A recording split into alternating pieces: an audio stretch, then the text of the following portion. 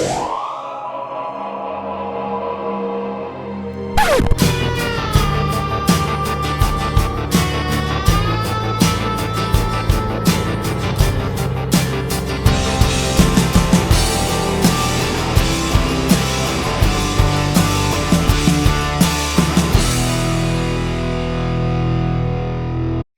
there, welcome along. Good to have you here for another box opening and review video. And the much awaited Hornby Peckett W4 has finally reached these shores. And it's quite interesting actually, because there's 3 different versions that they've announced. And I couldn't decide which one I wanted. Well, actually, I knew that I wanted the Manchester Ship Canal number 11 because that fits with the Grove Street Yard layout. But they all looked so good, I ordered all 3, and actually it was just as well, because they have proved to be probably the most popular locomotive that Hornby has brought out.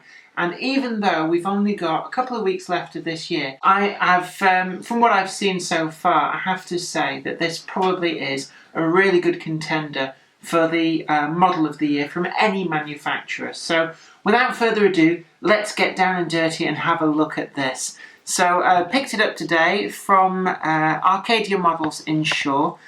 It's quite a small box. We've got the pretty standard Hornby packaging with the slipcase on top, and we've got a bit of information on the back about the makers, Peckett, as well as this particular specific locomotive. And I dare say when the Manchester Ship Canal one and the Works lined livery Dodo turn up, they will also give a bit of information about those specific versions. It is interesting actually that it wasn't due until January. Tim at Arcadia and I were talking, and our theory is that the Manchester Ship Canal and Dodo, which are the ones which were supposed to be coming out, have been leapfrogged by this. This would have probably been made as the second batch or third batch running through the factory. But what's actually happened is that the container has ended up going on the boat last, so first off, which is why it's turned up before Christmas, and that's very much welcome. So let's slide this out, nice tight fitting outer sleeve with a lovely colour picture, and that's pretty much the norm for Hornby locomotives. So we'll put that to one side, and it is tiny, isn't it? Look at that, it is dwarfed by the box, and this box is not particularly a big box. But we're going to pull this out here. Pretty standard there.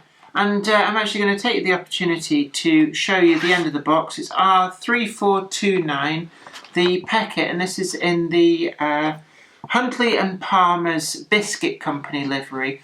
And this is one of several locomotives that worked at this particular site, but it was one of a pair that was ordered from Peckett's.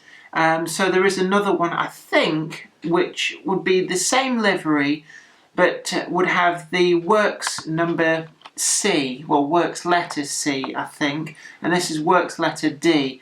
Now that's a bit peculiar, but it's just the way that that particular company designated its locomotives. So we slide that out.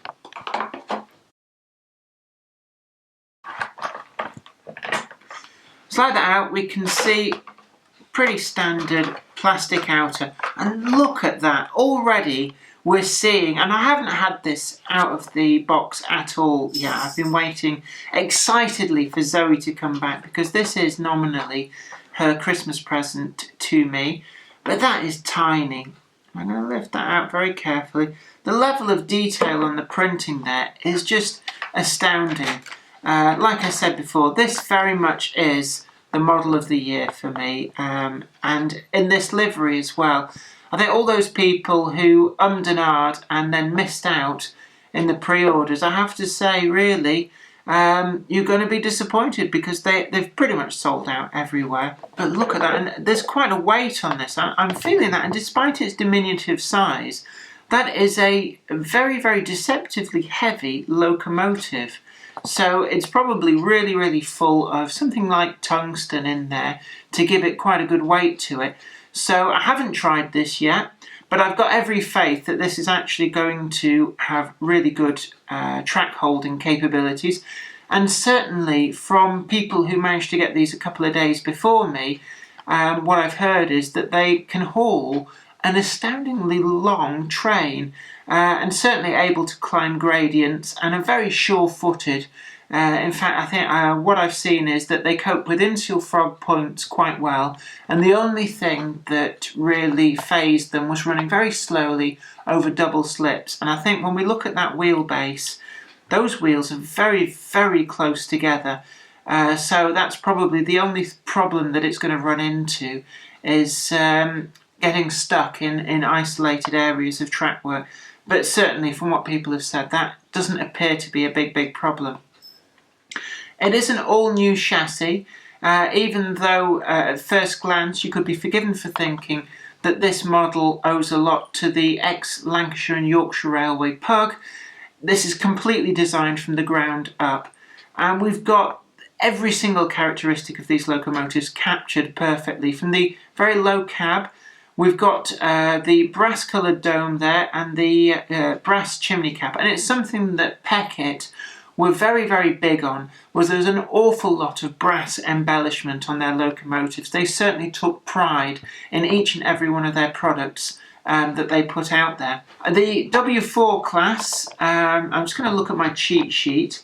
It was one of a series of different locomotives that they produced that were sort of the same, but from the W2 of 1884 to the W7 of 1938, these particular ones were all built 140 W4 locomotives between April 1885 and February 1906. So certainly this would be very firmly into the early Edwardian period, and certainly would not look out of place on a railway from pre-grouping, through grouping, and even into the British Rail period. This particular locomotive had a reasonably long working life. It was sold out of service from Huntley and Palmers, and eventually found its way to New Cransley Iron and Steel of Kettering. So certainly long-lived, very reliable locomotives. There is really nothing bad that I can say about it. The buffers are not sprung, but to be honest, I think this is something that Hornby needs to be applauded for. Why have things like that that add to the cost but don't really add anything to the workings of the model? I also know that the 3 different versions that they've brought to market, still waiting on the other 2, have certain different detail differences between them. So Hornby have also tooled up to produce the wide number of variations that were produced over the lifespan of this locomotive being produced by Peckett. In particular, we're noting different dome and safety valve setups on this, and I've noticed from the pictures I've seen of the Manchester Ship Canal and the Works Green Dodo that there's some variance there. They also produced reduced height versions for working in collieries and steelworks that had very limited clearance as well. And it remains to be seen, I don't know as yet, whether Hornby will be bringing out those variants as well. But given how well that these have sold, I would not be surprised if 3 more of these in different liveries are produced very early in the new year. The level of livery application is just quite frankly stunning. I'm looking at the lining on there, and there's a lot of separately applied handrails. We've got pipe details underneath. This is just quite incredible and astounding, and I have every faith that in the close-ups we're even going to be able to read the works plates on this.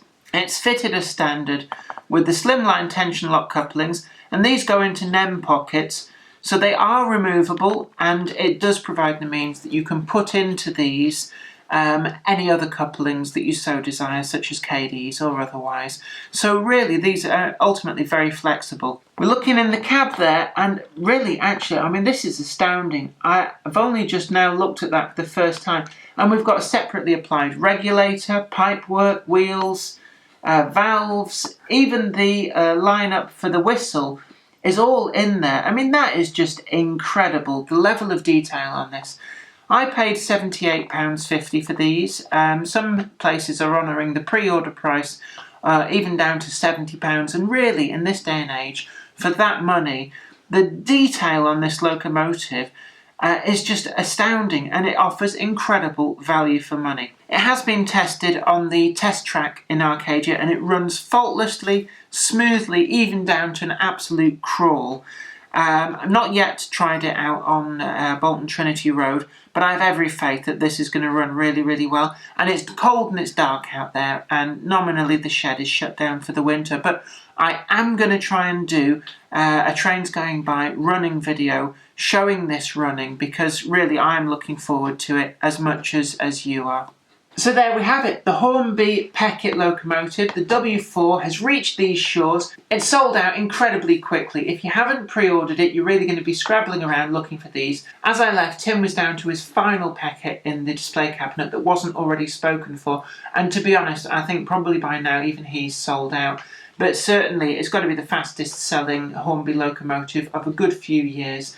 So if you have one on order, you will not be disappointed. And certainly if you missed out on these, don't worry, because there are more coming. I can guarantee that Hornby will have already seen how well these are selling, and will be bringing more livery variations in the new year to the market. Anyway, I hope this video has been informative to you. Don't forget to like it, share it, and subscribe to the channel so you can be the first to see new videos as they go up. Anyway, thank you very much for watching. It really is a pleasure to have you along here, and I hope this video has been informative to you. Until next time, you take very good care of yourself, and this is me, Jenny Kirk, saying bye for now.